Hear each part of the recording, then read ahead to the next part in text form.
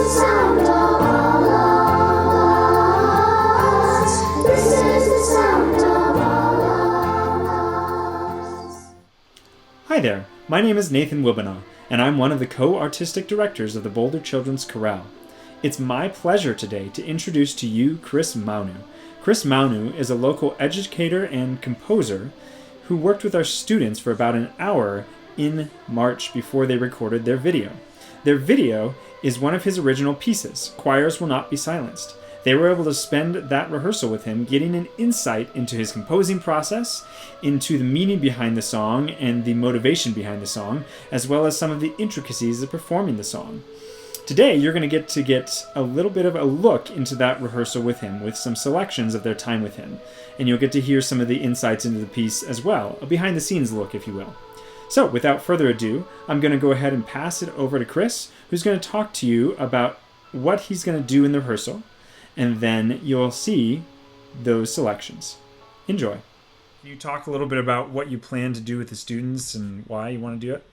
Yeah, for sure. Well, first of all, I think it's always good for choirs to get in front of a different director. So just a quick kind of warm up vocal technique, body warm up sort of thing, just to provide them that experience of something maybe a little bit different. And then dive into the piece and hopefully work on some expressive elements that perhaps they haven't had a chance to dive into yet with Choirs Won't Be Silenced. We'll just work on the musicality, expression, interpretation, that sort of stuff. And then answer some of the questions. There's some really good questions that you know me. So I'm excited to talk about the inspiration behind the piece and my process a little bit, and hopefully that the students find that of interest. I just think it's anytime you have a chance to, even if it's just a schlub like me, to get a chance to be interacting with the composer of a piece of music that they're working on. I've always found that is a really positive thing for young people. I think it kind of brings the music alive a little bit more. I think it makes it a little bit more of a tangible, kind of interactive experience. So I'm excited about that. Yeah, I totally agree. I think that's awesome. So then I was going to ask you, so what do you hope that all of our singers discover while learning about singing today with you? Yeah, well, firstly, I hope that we all can discover that community is not necessarily dependent upon physical proximity. I think you've probably all discovered that. I think the whole choir world has discovered that, because so much of this year we've had to be in isolation, and I want people to always remember that, because there will be other times in the future, even past this pandemic, that we will not necessarily be able to be in physical proximity, but yet we can still use our connective choral art form to bring us together. If we could all very well stated. stand up. And we're gonna start with just a brief body and physical vocal warm up here, just to get your bodies awake, get your voices awake. And you should feel a stretch all the way down to your lower back if you lean far enough. In this COVID-19 era, we spend more time than any human being ever should being hunched over a computer. So I think any chance we have to get our bodies realigned, that's really, really important. All right, shake it out. All right, so when your body is in alignment, I just did that because I want you to feel like there is freedom there, okay? A lot of times choir directors say, okay, stand up straight. And then there's a sense of stiffness, a sense of rigidity, and then that's not a good thing for singing, right? We want freedom. We want to be able to move, and there's a lot of movement within good body alignment. Excellent job. Thanks for doing that with me. Go up to do, re, mi, fa, sol, la, ti, do, ti, la, sol, fa, mi, re, do. All right, give me a scale of 1 to 5, 1 being the absolute worst, 5 being you absolutely nailed it. How'd you do? Look at that, a lot of 3s and 4s. Excellent job. Ready, go.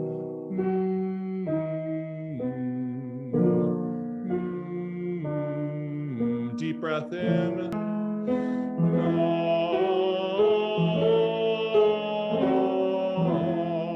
Great job, everybody. Beautiful vowel shapes, too.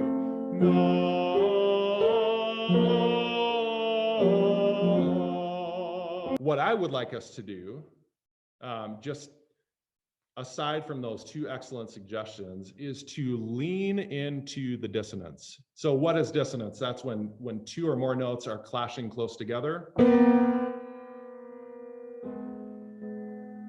So anytime you have a dissonant note all the way through the song, but this is a really good example at the beginning, is to sing into the dissonance and then back away from the consonants. So the consonants is right after the dissonance. So here's what I mean.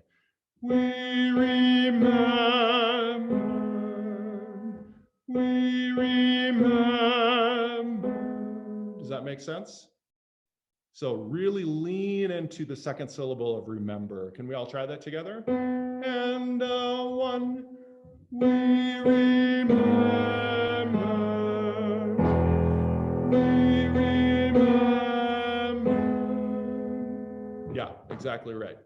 And there's another one on being, the very next measure. It'd be very easy for us to go being, because the note goes up, but it's a de-emphasized syllable. You wouldn't say being, you would say being. So you want to sing it the same way. Being. Can you all try that? Ready, go. Being. Again, go. Being. Exactly right. So putting those two measures together, it would be shadow stormed into our being. Make sense? Let's try it. Ready? Go. Shadow stormed into our being. Does somebody want to tell me what animabus nostris dolent means? Animabus nostris dolent. It's on the inside of the cover. Margaret, go ahead. I don't have the music open right now, but I think it means like our souls hurt. Our souls hurt, absolutely right. Okay, and I specifically have some crunches in those to kind of get that sense of pain and hurt. Composers a lot of times will look at a word or look at a phrase of words and think, how is it that I can have our singers and our audiences think about that in a more emotional way? And that's exactly what it is for that spot. So the animabus nostris.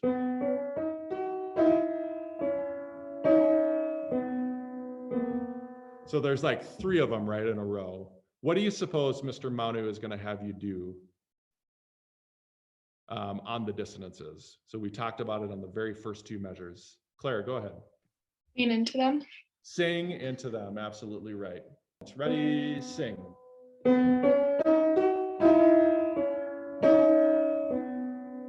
Keep going.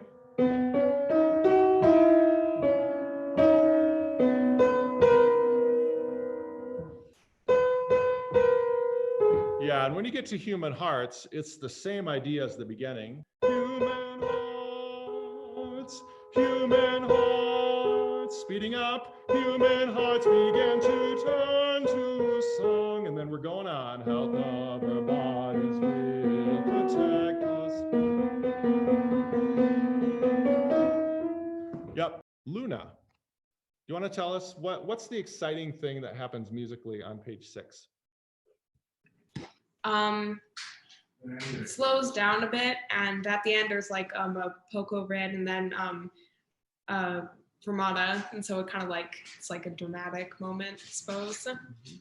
How about when we at the beginning of page 6 as opposed to page 5? Those are all really good things, by the way. Oh, it changes time signature.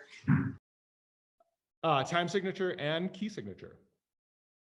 So we go from this, thank you so much. Those are everything you brought up was really, really good. So it goes from A minor, kind of C major, and then it goes into this E major thing in 4 sharps on page 6. And I chose that key because I always found that E major provides a sense of brightness. And I'd like you to sing it that way. Okay, sing it with a brighter tone quality, a happier sense of release and hopefulness. There are ways to do that vocally. So if you were to give me a color at the beginning, what would that color be? Just somebody name a color. Type it in the chat. Type it in the chat. That's a good idea. You guys are also willing to speak up. I appreciate that. Gray, I like that. Blue, yes. Another blue. What else? Teal, yep. Awesome. Brown and black. Yeah, I really, those are all really good choices. I like the darker colors. I think ooh, purple, nice. I think the darker colors are good. And then I think of like a brighter color here on page 6. So give me a brighter color. What do you think? If you hear this key change,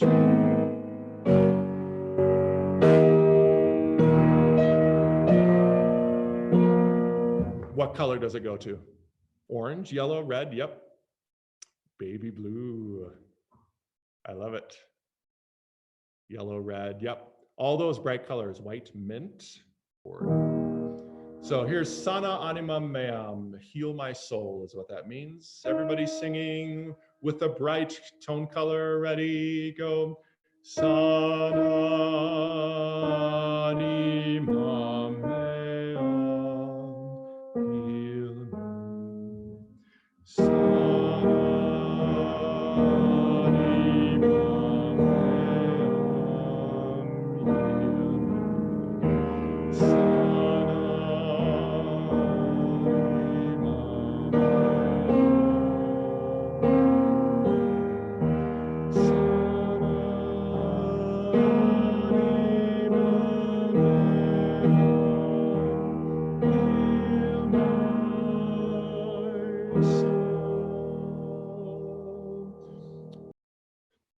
All right, everybody, have a seat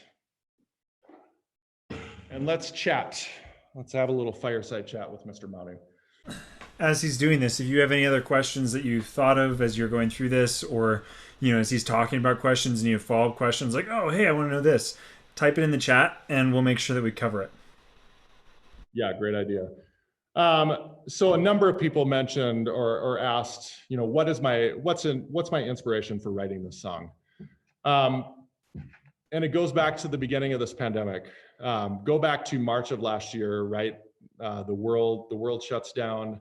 Choirs basically cease to exist from early to mid-March until the end of the year because everything happened so suddenly. Us choir directors were not really prepared for how to handle it. We eventually figured it out, and that's kind of what this song was about.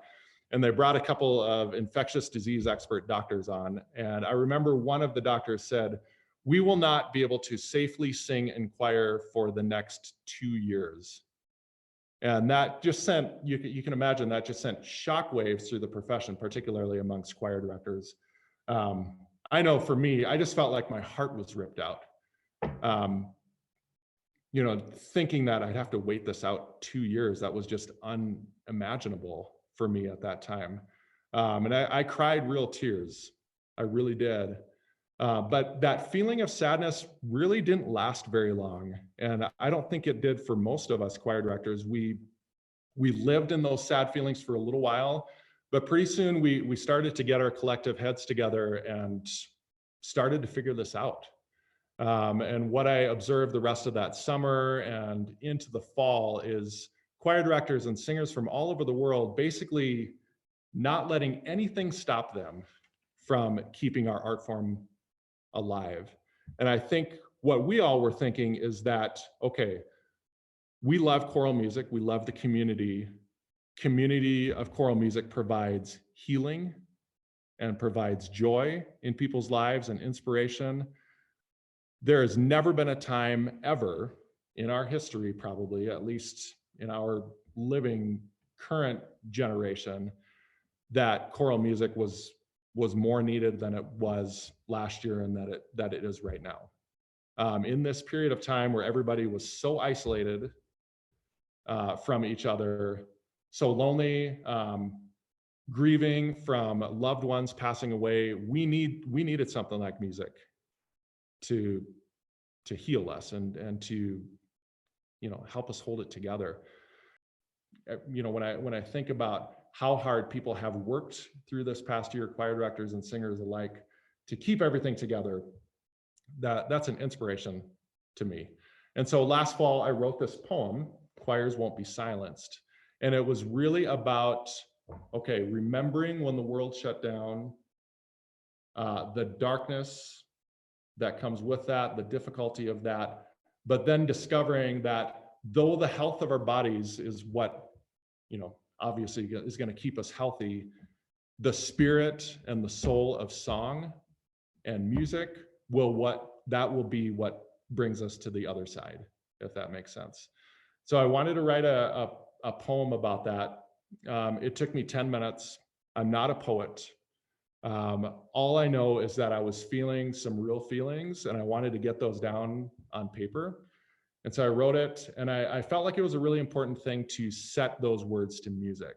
I wanted to contribute something to our field of music where singers and directors could express something through this, and maybe even this is a tool to heal from this. So that's my inspiration.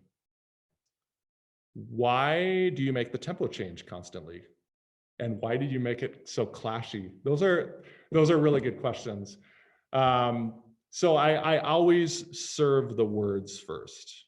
So the first stanza of text I feel like works best in a 4/4 time signature, but when we get to what once healed now delivers pain, it felt like the music flowed better in a 3/4 time signature. So I just changed it. And then in terms of why is the music so clashy, 2 reasons for that. I love clashy music just in general. I think it's awesome. What I just talked about at the end of the song, how when there's all kinds of dissonance, it kind of makes the gratification of a resolution a little bit more powerful after experiencing that dissonance. And so there's that. I wanted to just kind of highlight the journey from darkness to light. How did I write the accompaniment? So I started with the voice parts because I'm, you know, again, I talked about the words. I think it's really important to serve the words when you're writing a piece of music. So I started with that and then went into the accompaniment. I think it's first developing a sense of where you want the harmonies to go, and then the accompaniment kind of supports that. Okay, so I knew what key I wanted to be at the beginning.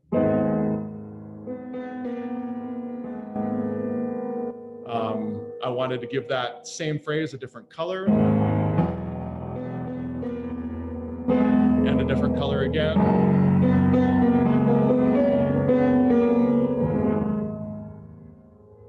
So the accompaniment does exactly that. It accompanies the voices. It adds another dimension, I think, to what's going on musically. Oh, a compositional process. So a number of people ask, you know, how does a composer create music? How do you get started with something? I think for me, it's maybe opposite of how some people do it. I start with the words, which I think is kind of universal for composers. But I just sit with a word or a phrase of words and sit at the piano and just noodle around as I'm meditating on the emotion of that word or phrase, and just see if I can find a chord or a little melodic idea to hook into, and then I build off of that. I remember when I took my one composition class in college, my composition teacher said, you can't just, you know, when you build a house, you can't just start taking boards and a hammer and nail and start building it without a plan. You should lay out the entire plan and the foundation and then start putting the smaller pieces together. But I kind of do it the opposite way. And I guess because I'm not specifically trained in it, I feel like I can get by with it. I can just say, well, I'm not really a a trained composer, so I didn't know any better. And I think it's really cool that you all are a part of a group of 50 choirs from across the United States and in several other countries that are a part of this, what I call a commissioning consortium, which means you're all collaborating and basically creating your own individual world premiere performances. So I think that's kind of a neat thing where you can, through this process, even though you're not necessarily talking with these other choirs, you have 49 other choir organizations that are working on this very same piece of music all at the same time and having these very same conversations. There are a lot of cool questions here. Nathan, your kids are deep thinkers here. There's a couple people asked about self-publishing music, what that's like. Yeah, I just saw that. So composing is kind of a weird thing. If you get somebody to publish your piece, then they keep about 90% of the profits you make when you sell that piece of music. And that's not because they're out to rob people. It's just they take care of all the marketing and the printing and all that sort of stuff. So when you self-publish, so what I did is I basically sell electronic versions of my music to choirs, and then they can make as many copies as they want, and they can perform that music, stream it, whatever they need to do with it. And then, I, as the composer, get to keep 100% of the profit. I'm not getting rich by any stretch of the imagination. I'm saving money for a piano, and I have not earned enough to buy a new piano. So if that puts it into perspective, I don't make all that much money doing this. But when you self-publish, you can make a little bit more than or quite a bit more actually, than if you have a publisher do it. The students are going to be recording this song for a virtual video in the next 2 weeks sometime. Do you have any final advice that you think will help the meaning or the musicality that you put in come through? Well, I think anytime you perform a piece of music, especially when it's around a real world thing, is to be vulnerable and be thinking about that thing as you're singing. I would encourage you to do that. I know this has probably been kind of a hard year, and maybe you allow yourself to think about what that struggle has been like and what it's going to be like when you're through that struggle. I really think that sort of thing comes through in your singing, embracing kind of the struggle through something hard and letting a little bit of that come through in your sound, in your emotion as you're singing. I know that's really difficult when you're not around each other, when you're recording your own part just in your bedroom in front of your camera, or however it is that you do this virtual project. But I would encourage you to, as you're singing, to put a little bit of that emotional energy into that. And I think that's going to come through and make it even more powerful. I know that you're a fantastic group. I know that this is going to sound amazing. And I'm so grateful that a group as amazing as you all is singing my music. Have a good spring break. Thank you. Bye. Thank you. Thank you. Bye. Bye. Catch you later. Bye.